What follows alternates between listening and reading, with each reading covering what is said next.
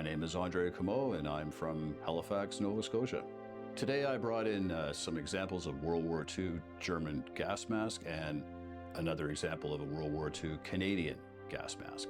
So gas warfare was used in World War I as a main weapon, but since then, for various reasons, it has fallen out of use. It seems that today in our time, soldiers carry all the equipment they need for gas warfare, but thankfully, it is seldom used in our time. Of all the warfare advancements during the First World War, perhaps none invoked such fear as chemical warfare. Phosgene, chlorine and mustard gas were used liberally throughout many of its battles. The impacts of this airborne weapon were gruesome, and the devastating physical effects came with an equally horrific psychological element. In April of 1915, a chemical attack on British and Canadian regiments during the Second Battle of Ypres motivated Newfoundland's physician Dr. Clooney McPherson to develop a gas mask for the Allied forces. Though crude in appearance, this method of defence proved effective for both sides, providing critical protection for otherwise totally vulnerable troops. By the Second World War, gas masks had become standard issues for every Allied infantryman and Axis soldier alike. Andre, thanks for dropping by Militaria. What goodies have you brought for us today? Well, thanks for having me, Andrew. I brought in my collection of World War II gas masks. 2 of these are German, and this one is Canadian. This one is named. Yep. The soldier took the time to sew a tag onto here with his that's name, fascinating. Yeah. also on the filter and on the canister itself. Mm-hmm. This one is complete. The lenses are inside the container lid, and it also has the carrying strap, which this one is missing. And to balance out the German contingent, of course, we have the Canadian/British example, the pattern 44, which interestingly was used at, this pattern was used at D-Day, and we see it 1944 and after. You also have the bag that accompanies the pattern 44 gas mask, which is great to have it complete like that. Yeah, this is a great example of Second World War gas mask. The First World War was such a horrific experience with gas. Thankfully, although the Second World War was very brutal, at least the soldiers were spared the use of gas.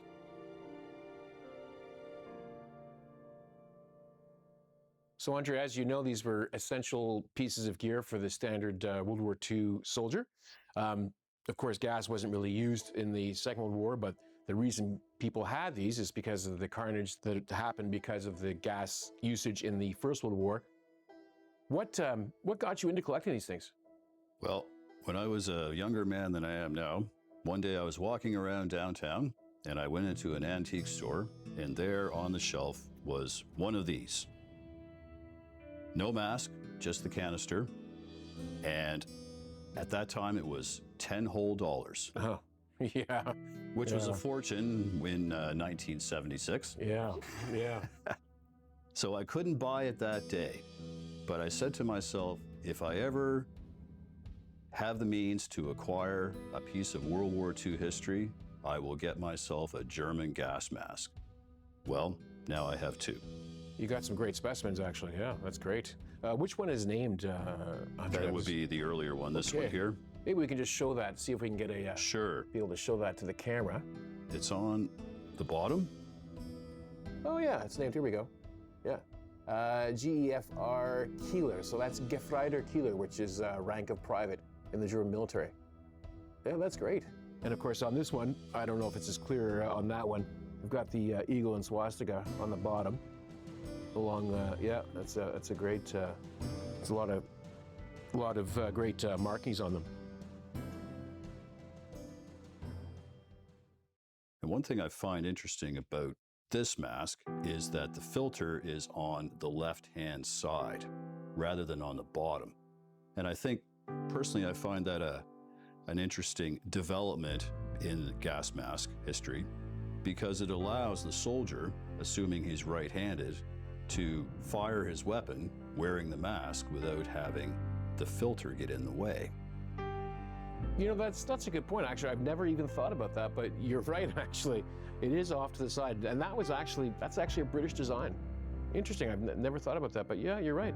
And modern gas masks, just as an aside, have a provision for the filter to be attached on either side because 10% of us are left-handed, so a left-handed shooter would want the filter on the right-hand side. Yeah, that makes sense. That makes a lot of sense.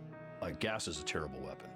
My grandmother's uncle was gassed, and he only lived a short time after the war. So, of all the horrible ways we've discovered to kill each other, gas is probably up there in one of the worst ones.